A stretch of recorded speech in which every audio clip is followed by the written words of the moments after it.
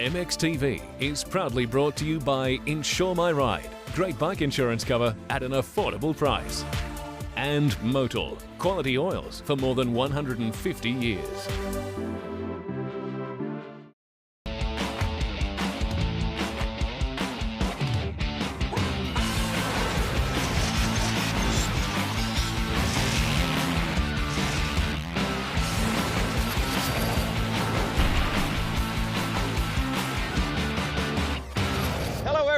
I'm Lee Hogan and welcome to MXTV.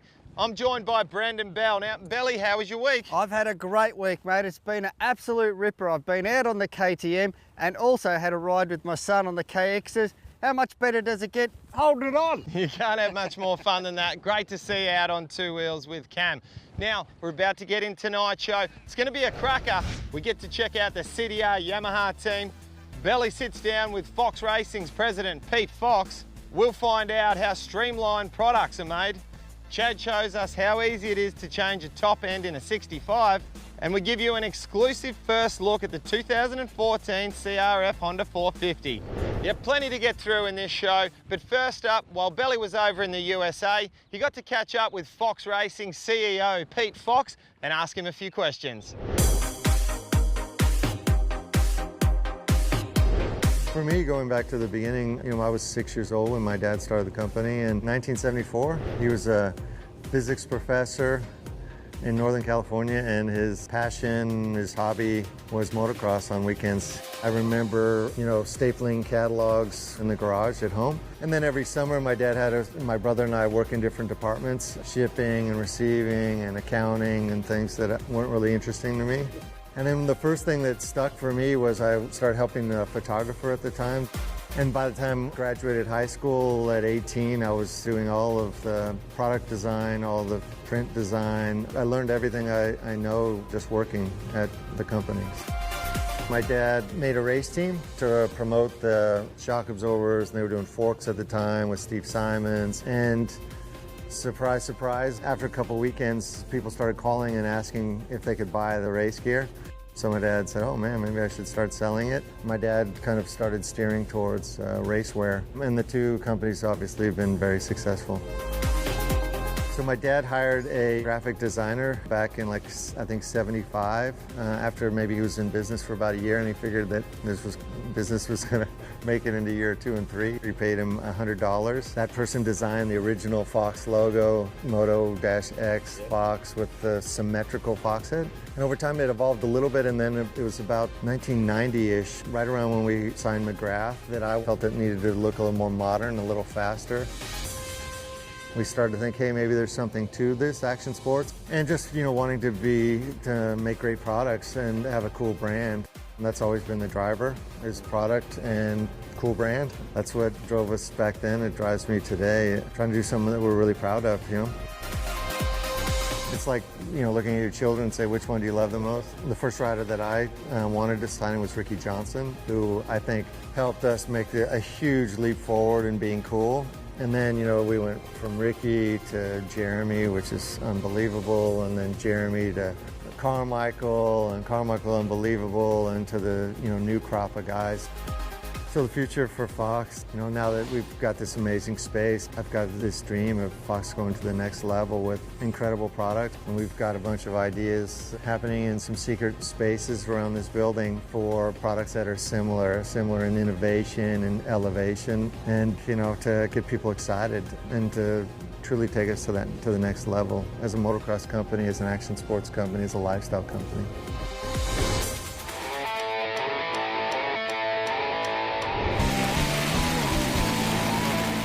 We're up at Broadford today for the 2013 Gas Victorian Junior and Senior Dirt Track titles. It's on a flat gravel surface. It's all about high-speed cornering, and that's why we see so many road races coming out of the event. And we've got 50cc Div 2 right up to the Senior Open class, which is an unlimited capacity class, and Pro 450, Pro 250 classes, 12 bike grids and 4-lap races, and a quick lap times. But this weekend's been in the low 27-second bracket.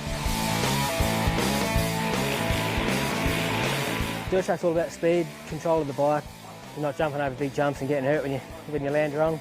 It's all about cornering here. If you don't get your corners right, you don't get the drive down the straight and everyone just goes past you, so it's just all the speed. There's 3 parts in the corner. You come in, you go out and you've got your apex coming out. If you can't get all 3 of them correct, you don't get the drive, and other people could get it correct, you get it wrong and you're backwards. It's good sort of for entry level where you don't have the daunting tabletops and that for a junior on a 50. We sort of offer a couple of non-competitive events on our race days to get out there and just learn the skills of high-speed cornering, flat cornering, as well as just general bike skills. So it really does build the skills.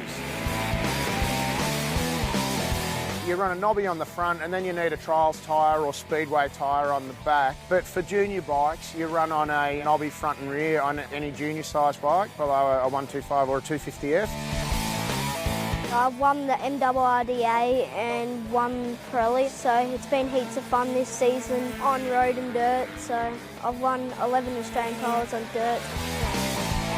It's been tough. I came in this weekend, just wanted the podium on all my bikes, but unfortunately first race I was winning and my bike blew up, so that was a devastation, but thanks to the Hawes family, they gave me a bike to ride and I've gone really well so far. Won the girls 85 class and winning the girls 250 class. Costa dirt track is not too bad. Like, you don't have to have the newest bike to be fast. Some people are out there on 2000 model bikes and they're still up there pretty quick, so yeah, you can race on a budget. We all do it.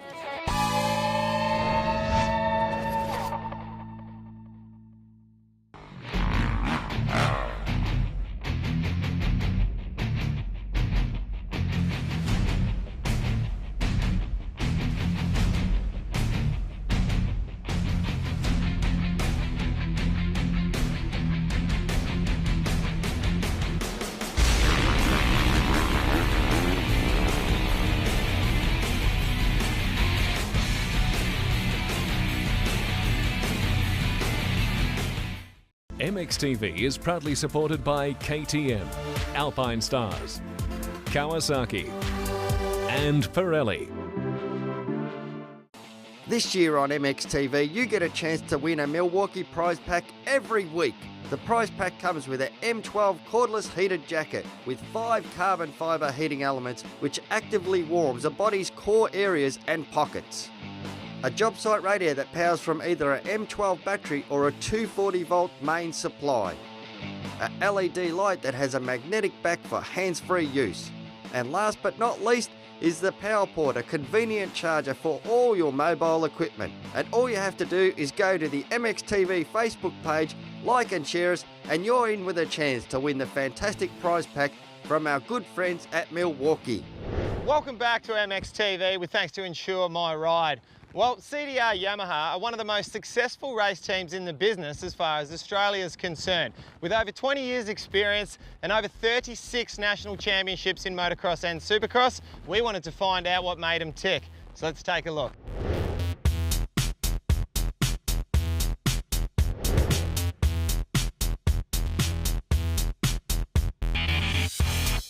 Over the last 6 to 12 months, at the end of last year, we had to get ourselves a new factory with the semi-trailer coming involved and with the off-road program coming in. We had to increase our staff and all sorts of things. So we moved just around the corner. We've got a brand new facility that we can get all the trucks in, so we set that up at the beginning of this year. At the moment, we're just in the stage of starting to clean up the year and starting to get ready for next year, and spare parts is something that has to be done quite early because we do an indent of our spare parts, so we've got all the stock we need throughout the course of next year. Well, CDR itself started at the end of 1992, and that's when I retired as a professional racer.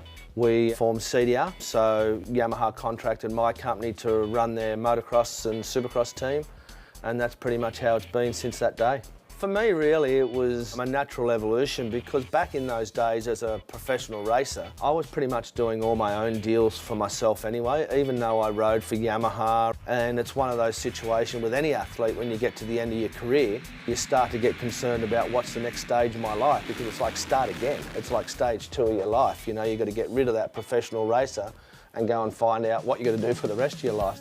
The smells you have in here are just fantastic, if you know what I mean. They've got those nice oil and shock smell things going on. We do all our own engines here.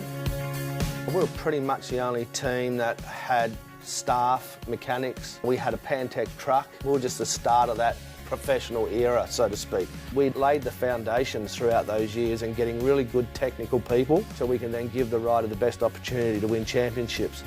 So I think that in proof in itself, us winning 36 or 37 championships in this 21 years. As we come through here, you know, these are just surplus bikes. We use about 35 bikes a year for the off-road program and the motocross program.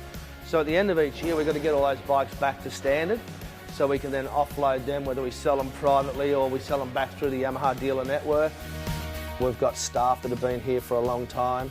In fact, Gary Ben, who is pretty much our top technical guy, we've been together for 30 years. Craig sort of surrounds himself with a group of people that he's comfortable with and confident with.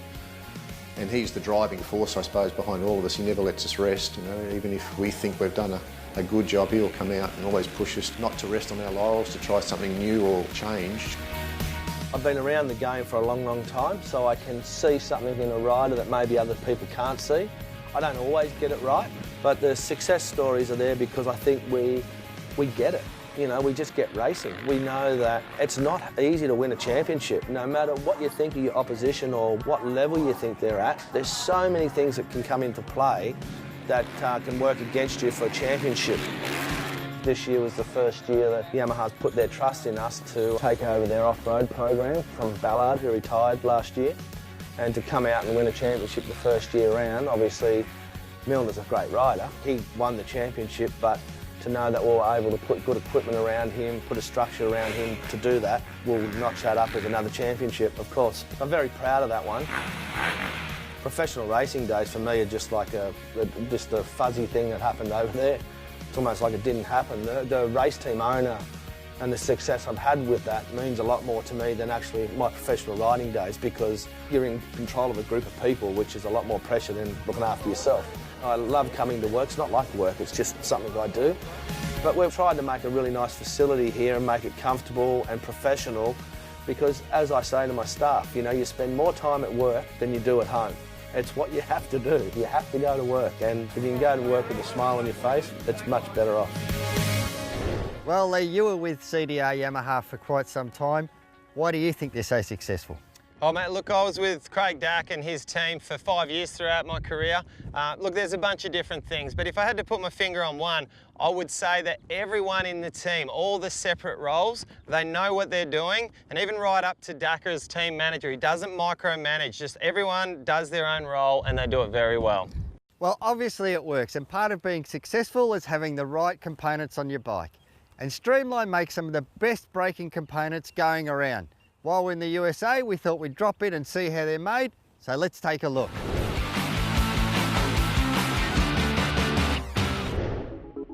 Streamline's been around for about 10 years, and our focus has been like a folding lever. We got a Pro Pack, which we use a full CNC billet perch and a folding brake lever for most motocross applications.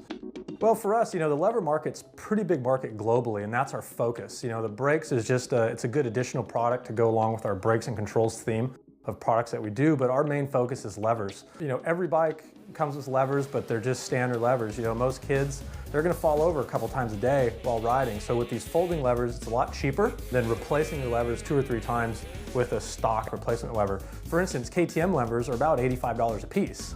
Where our levers are gonna be right around $59.95, you know, for one lever blade, but it's a folding action. So whether you're an adult and you fall over or you're a kid and you fall over, you're not gonna have to dig into your pocket too much to replace your levers in the event of a crash, because it's gonna happen sooner or later. We have a folding design. So we do a nylon sleeve here around the bar. So in the event of a crash, there's less chance of anything breaking. The whole perch assembly will rotate on the handlebar. The lever's actually gonna fold to break away in one direction, so you can get up during a race and still be able to finish your moto. Or if you're out in the bush trail riding, you're not gonna break the lever to where you can't get back to your truck. We have a quick adjust for the racer. We also have a new lever assembly that'll work with the stock OE perch just for the average trail rider. We can really control the tolerances in here, so you're not getting a lot of slop in the lever. We machine a stainless steel pivot bolt that actually threads directly in the body to get a very precise, what we call a factory fit. Everything's made here in the US. We've got our own CNC machine, so we'll design and program everything to build the perch, the lever knee. We run production as we get orders from our international or domestic distribution, so it's really simple. We get the orders in, put it in the production schedule, and we actually machine it right here in the good old US of A. We do a full line of brakes. Our factory 270mm rotors are actually pretty unique. We use a high carbon content 420 stainless material for the disc and a CNC machine inner carrier. They're a lot lighter than stock, even though it's a larger diameter. We have our factory grooves here. Basically what the grooves allow to do is to dissipate the gases in the dirt while keeping the temperatures low. So during high braking situations, the rotor's not going to get as hot. We do a full line of custom brake lines here for most motocross applications. You can choose your color from red, blue, black, yellow, green, clear, and smoke. It's a stainless steel brake line, so you're not going to get the expansion like you would on a stock brake line. So when you pull the brake lever, the stock hoses usually are rubber, so they'll swell, which you'll get a softer feel at the lever. Currently in Australia, we sponsor the Berry Sweet Yamaha program through Ando, which has been a great deal. Those riders have been giving us a lot of feedback on our components and our levers and stuff like that, so it's been real good. And we've got some really new, exciting products coming out for 2014. Really can't talk about them now, but just keep an eye out for them on our website. You'll see some new stuff coming out from Streamline in the near future.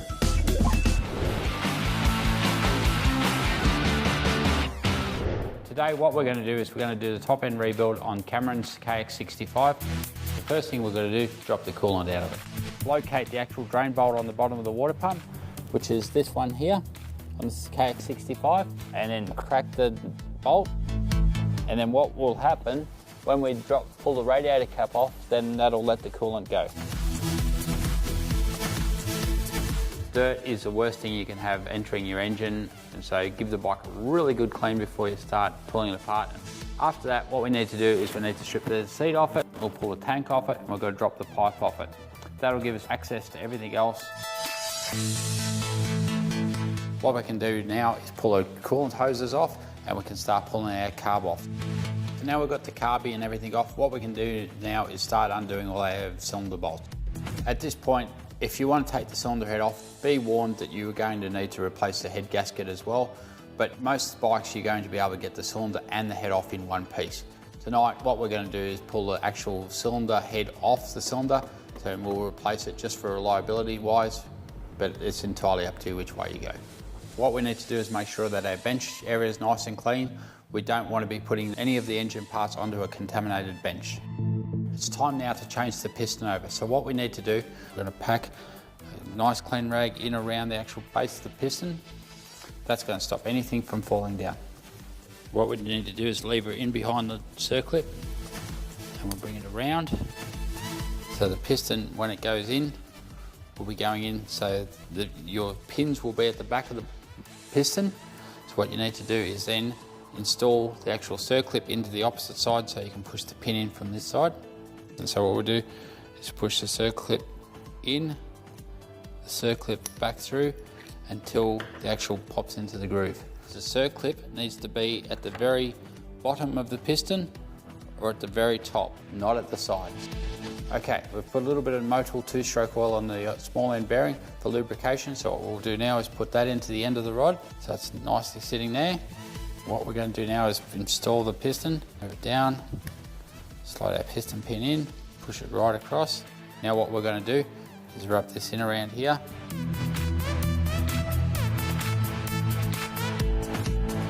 What we're going to do now is install the base gasket. The thing we've got to ensure is that all our gasket surfaces are squeaky clean, or anything that's going to cause the gasket not to seal. So when we're installing the rings, is we want to go into the top groove first, just gently stretching the ring so it just fits in. So when your actual rings are compressed into the cylinder, it'll live like that. What we're doing is just moving the kickstarter up and down and making sure that the piston's moving up nice and freely. What we need to do now first is install a fresh head gasket, which is imperative to making sure that the head gasket seals. Locate the head gasket. What we then need to do, cylinder head gently on to the bolts. Now what we've got is our handy little king chrome tension wrench. So what we're going to do is run over our cylinder head bolts and make sure that they're at the manufacturer's specifications. To rear, to the side, Okay, there's our fresh top end installed. What we'll do now is put the rest of the bike back together and we'll be ready to go. F1 Moto is an online retail store selling motorbike, ATV and PWC parts and accessories. Whether you're looking for general service, rebuild parts or increased performance, F1 Moto is a website for you. F1 Moto offers free shipping within Australia and the staff are available by phone to answer any questions you may have. So check them out at f1moto.com.au or call on 02 4681 9958.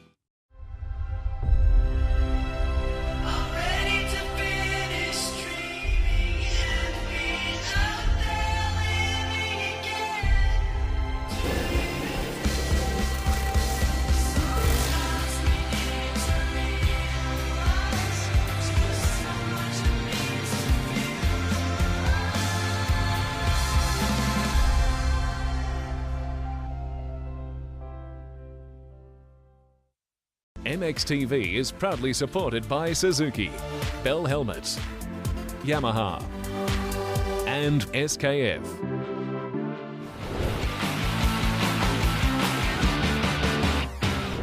Hi, I'm Stefan Merriman from the CDR Yamaha race team.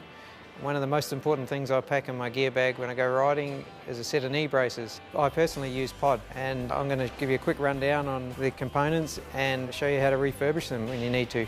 Firstly, we've got the components here: upper frame, lower frame, hinge housing, padding and straps, and the patella guard.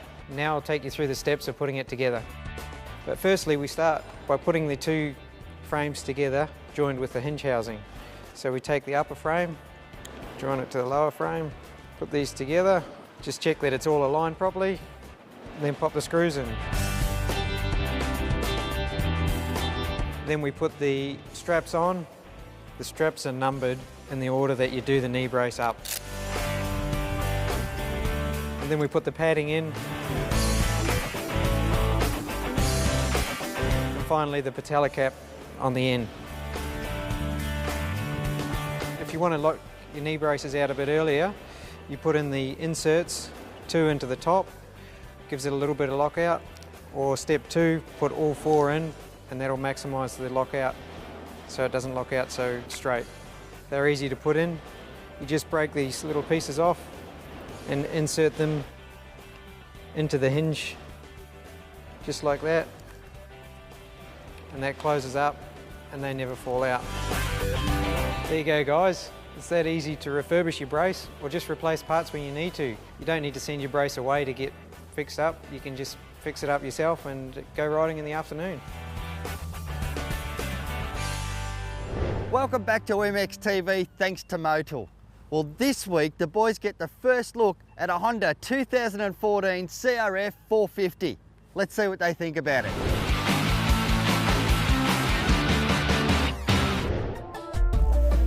Welcome to Frankston Motorcycle Park, where we're testing the brand new Honda CRF 450R 2014 model, a new and improved version of the 2013 model. Essentially, we're talking a very similar bike. It's not a brand new build from top to bottom, but no need to change something that's already working exceptionally well. One of the main things, and will be good news for the Honda fans out there, is the forks are way improved over the 13. A lot smoother, work a lot more for the rider out there on the track. Couple of minor changes though. Port timing, both the exhaust and intake ports have been beefed up, shall we say, in the engine department. Very smooth power characteristics, but one of the main things that Honda tried to do when they designed this particular type of motorcycle, they're trying to carry their centralised weight a lot lower and a lot more central to the bike. It really does feel almost as if you're riding a slightly heavier 250R. Very easy to throw around in the jumps and of course piffing it into those corners. I'm here with my testing partner in crime, Lukey Lee here. What's your first impressions on the big 450, the red machine behind us? My first impressions of the big red machine behind us was not actually being so strong, but so easy to ride and the really smooth power delivery of the bike. So a couple of other changes to mention.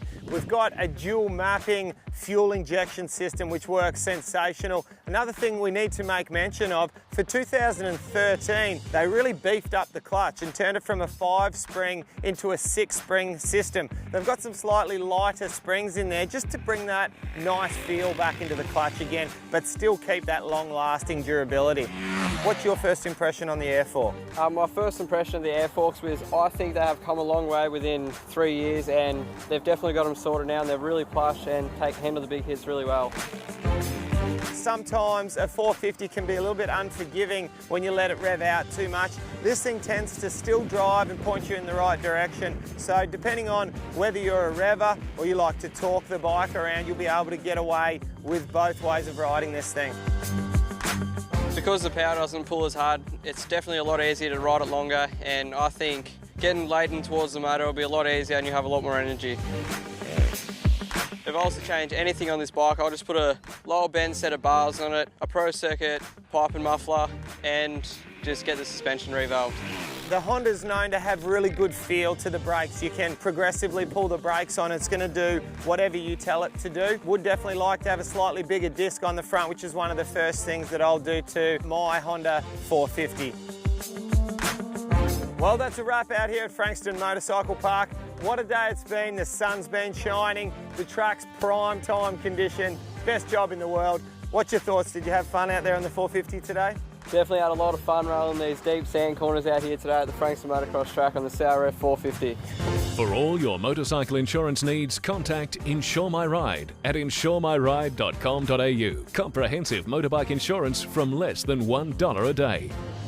Well, Hogs, the 2014 CRF sure does look good. It's my baby. Absolutely love the 13, but the new model bike's got a few little improvements. Great machine. I expect to be going for a ride on little baby. Belly, there will be no whiskey throttle from you on that thing. All right, well, it's come to that time of the show. Whatever you do, don't forget to get your entry in for the Milwaukee competition. All you have to do is log on to our MXTV Facebook page, like and share it. That's all you need to do. It's that easy, Hogs. And don't forget, Hogan Racing 11, MXTV Show Instagram. You'll catch some really cool stuff on there. Thanks for the plug, Belly. Well, that's all we've got time for. Thanks for joining us. Until we see you next, hold it on.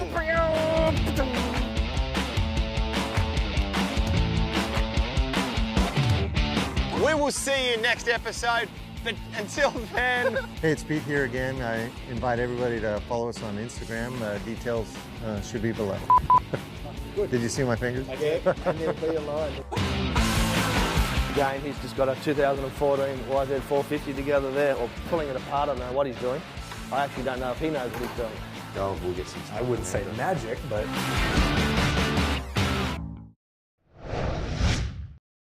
MXTV is proudly brought to you by Insure My Ride. Great bike insurance cover at an affordable price. And Motul, quality oils for more than 150 years.